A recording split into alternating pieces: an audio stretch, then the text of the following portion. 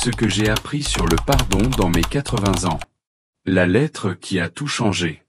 Bonjour, chers amis. Je veux partager avec vous aujourd'hui quelque chose qu'il m'a fallu 8 décennies pour vraiment comprendre.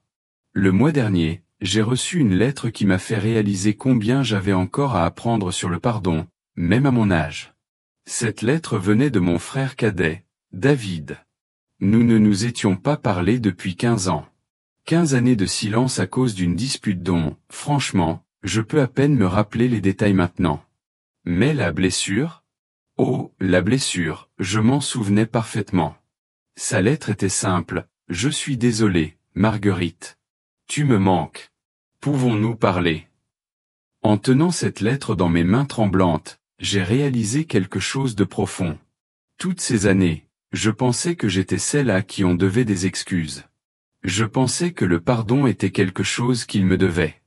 Mais assise là dans ma cuisine, les larmes tombant sur son écriture, j'ai compris que le pardon était en fait le cadeau que je me refusais à moi-même. Aujourd'hui, je veux partager avec vous cette leçon sur le pardon que j'aurais aimé apprendre il y a des décennies. Ce ne sont pas que de jolies paroles ou de simples platitudes. Ce sont des vérités durement acquises par une femme qui a vécu la Grande Dépression, élevé 4 enfants, enterré un mari, et fait plus d'erreurs que je ne peux en compter. Si vous portez de la douleur, de la colère ou de la culpabilité aujourd'hui, j'espère que ces leçons parleront à votre cœur comme elles ont parlé au mien. Leçon 1. Le pardon ne les concerne pas. La première leçon m'a pris le plus de temps à apprendre. Le pardon ne concerne pas la personne qui vous a blessé. Il vous concerne. Pendant des années, j'ai cru que pardonner à mon frère signifiait que je le laissais s'en tirer. Je pensais que cela voulait dire que ce qu'il avait fait était acceptable, ou que j'étais faible de ne pas tenir bon. Je me suis accroché à ma colère comme à une médaille d'honneur, la preuve qu'on m'avait fait du tort. Mais voici ce que j'ai appris, s'accrocher à la colère, c'est comme tenir un charbon ardent en attendant le bon moment pour le lancer sur quelqu'un d'autre. Pendant ce temps, c'est vous qui vous brûlez. Laissez-moi vous parler de mon amie Éléonore. Elle a 78 ans maintenant. Et pendant 30 ans, elle a refusé de pardonner à sa belle-fille pour un commentaire fait lors d'un dîner de famille. 30 ans.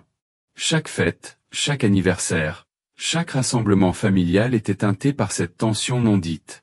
Le propre fils d'Éléonore pris au milieu, ses petits-enfants troublés par cette froideur. Quand Éléonore a finalement choisi de pardonner, elle m'a dit quelque chose que je n'oublierai jamais, je ne lui ai pas pardonné parce qu'elle le méritait. Je lui ai pardonné parce que je méritais la paix. La belle-fille n'a même jamais su qu'on lui avait pardonné, mais toute l'attitude d'Éléonore a changé. L'amertume qui avait marqué son visage pendant des décennies semblait fondre. Le pardon est un cadeau que vous vous faites. Il ne s'agit pas de cautionner un mauvais comportement ou de prétendre que vous n'avez pas été blessé. Il s'agit de choisir la liberté plutôt que l'emprisonnement dans votre propre cœur. Leçon 2. Le poids du non-pardon. La deuxième leçon concerne le poids physique et émotionnel que porte le non-pardon. Je n'ai pas réalisé à quel point la colère pouvait être lourde jusqu'à ce que je commence à la lâcher. Le non-pardon, c'est comme porter un sac à dos plein de pierres. Chaque affront, chaque blessure, chaque trahison ajoute une autre pierre. Avec le temps, ce poids devient si normal que vous oubliez que vous le portez. Vous ajustez votre posture. Changez votre démarche, limitez où vous pouvez aller. Vous pensez que c'est ainsi que la vie est censée se sentir. Je pense à mon voisin, Robert.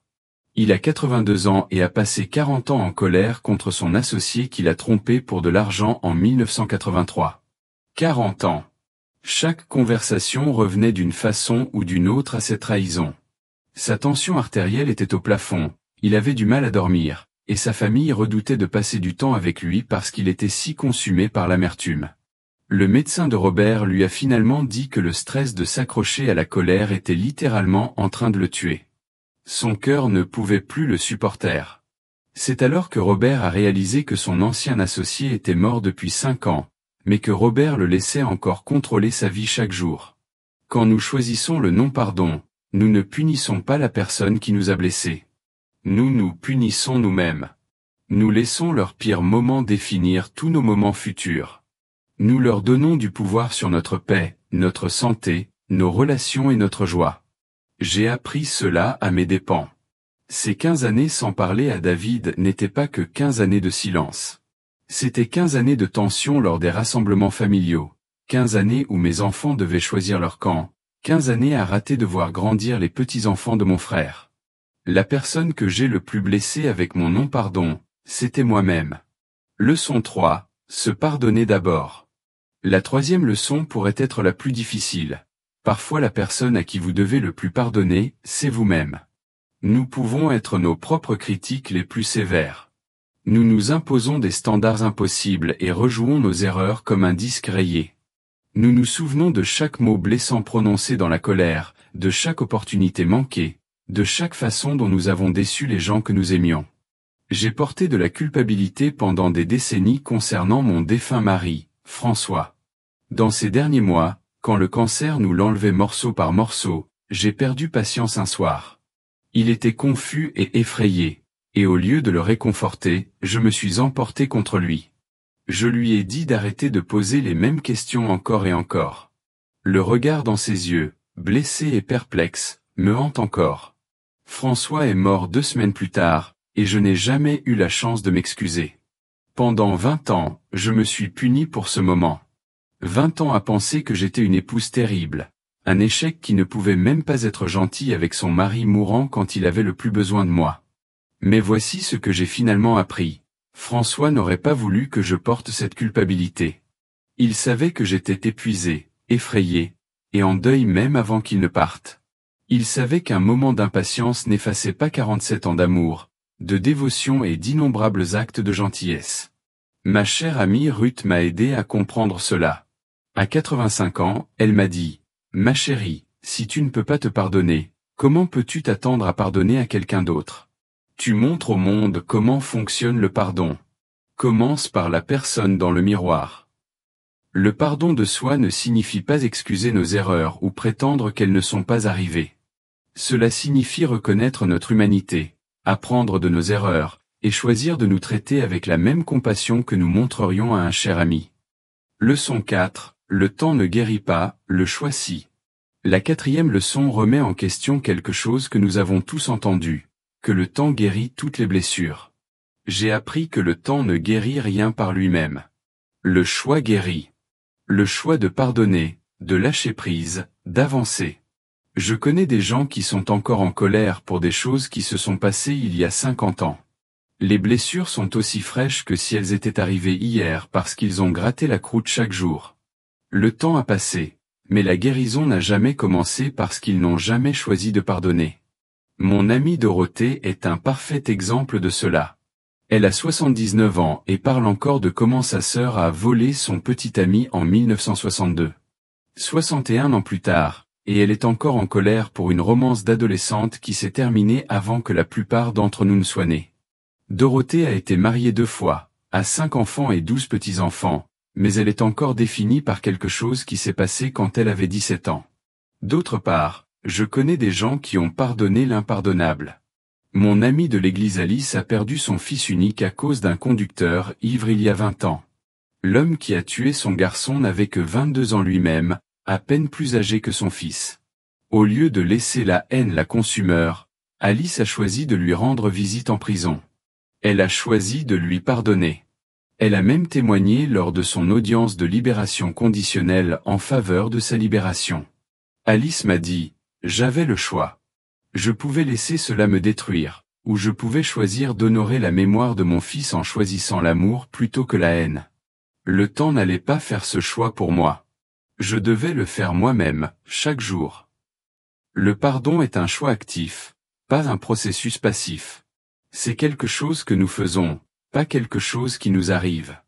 Et parfois, nous devons faire ce choix encore et encore jusqu'à ce que cela devienne naturel. Leçon 5. La liberté de lâcher prise. La 5e leçon concerne l'incroyable liberté qui vient avec le lâcher prise. Quand vous pardonnez vraiment, c'est comme ouvrir une fenêtre dans une pièce étouffante. Soudain, vous pouvez respirer à nouveau. Pendant ces 15 années sans parler à David, je portais une chaîne invisible. Chaque fois que quelqu'un mentionnait son nom, chaque fois que je voyais une photo de lui lors de rassemblements familiaux auxquels je n'assistais pas, Chaque fois que j'entendais parler de ses problèmes de santé ou de ses réussites, cette chaîne devenait plus lourde. Je pensais me protéger en m'accrochant à ma colère. Je pensais maintenir ma dignité en refusant de tendre la main en premier. Mais en réalité, je restais juste piégé dans une prison de ma propre création. Le jour où j'ai décidé de rappeler David après avoir reçu sa lettre, j'ai ressenti quelque chose que je n'avais pas expérimenté depuis des années, la légèreté. C'était comme poser une valise lourde après l'avoir portée sur des kilomètres. Mes épaules se sont littéralement détendues. La tension constante dans ma mâchoire a disparu. Quand nous avons parlé, nous avons tous les deux pleuré. Nous avons parlé pendant 3 heures, partageant des histoires sur nos petits-enfants, notre santé, nos peurs de vieillir. Nous avons ri de choses stupides de notre enfance qui semblaient assez importantes pour se disputer à l'âge adulte. Mais voici la belle partie. Je n'avais pas besoin que David s'excuse pour expérimenter cette liberté. La liberté venait de mon choix de lâcher prise, pas de ses mots ou actions. Il aurait pu me raccrocher au nez, être impoli, ou refuser de se réconcilier, et j'aurais quand même été libre parce que j'avais fait ma part. Lâcher prise ne signifie pas oublier ou prétendre que tout va bien. Cela signifie relâcher votre emprise sur la blessure pour pouvoir tenir quelque chose de mieux, la paix, la joie, l'amour et l'espoir pour l'avenir. Leçon 6. Le pardon comme pratique quotidienne. La 6e leçon m'a surprise. Le pardon n'est pas un événement ponctuel. C'est une pratique quotidienne, comme la prière ou l'exercice ou prendre ses vitamines. Certains jours, le pardon vient facilement. D'autres jours, les vieilles blessures refont surface, et vous devez choisir le pardon encore une fois. C'est normal. C'est humain. C'est ainsi que la guérison fonctionne vraiment. Même après que David et moi nous soyons réconciliés, j'avais des moments où je me souvenais de notre dispute et ressentais cette étincelle familière de colère. Dans ces moments, je devais consciemment choisir le pardon à nouveau.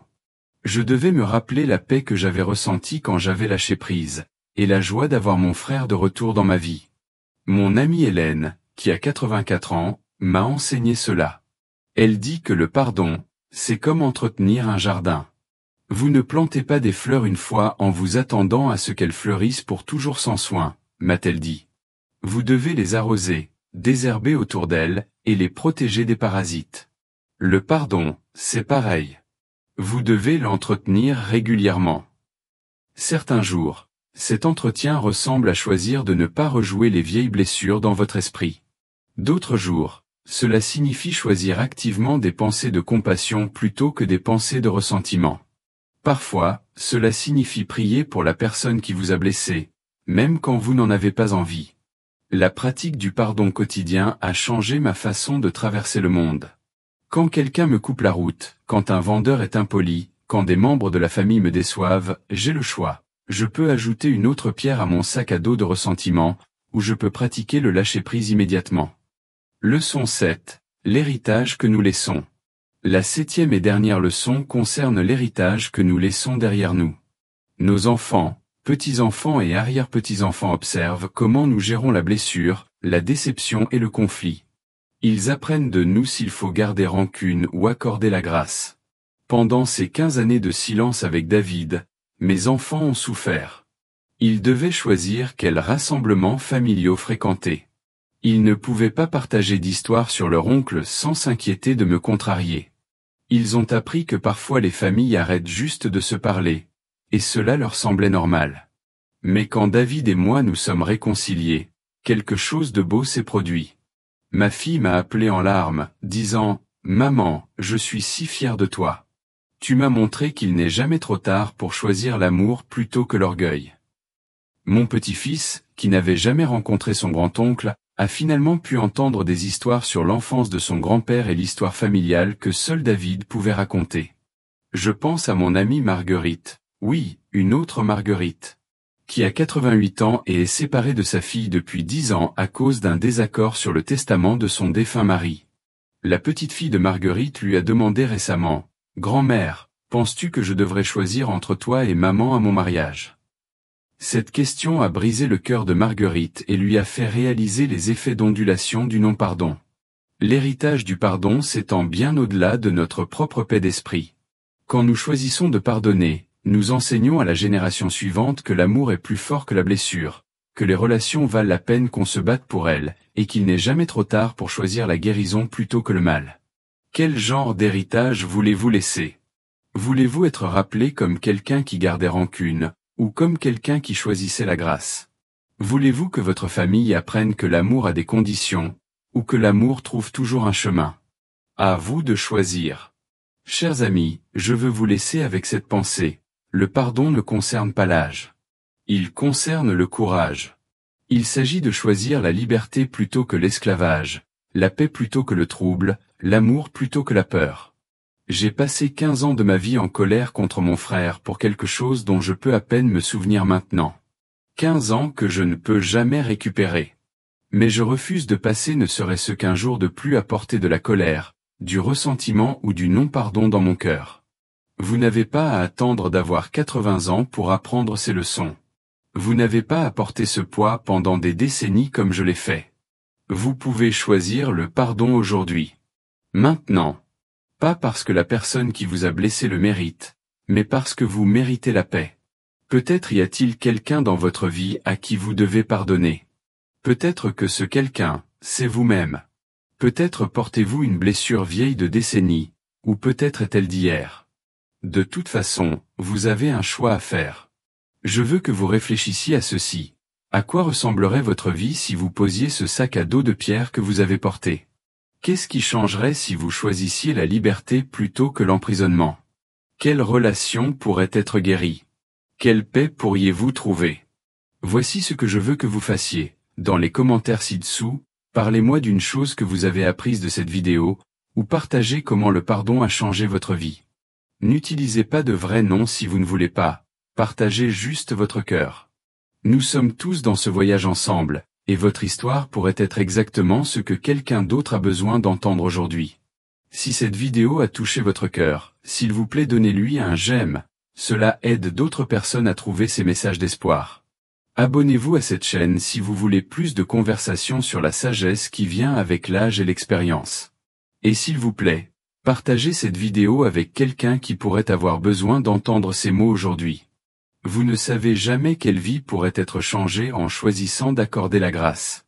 Souvenez-vous, mes chers amis, vous n'êtes jamais trop vieux pour choisir le pardon, et vous n'êtes jamais trop jeune pour commencer.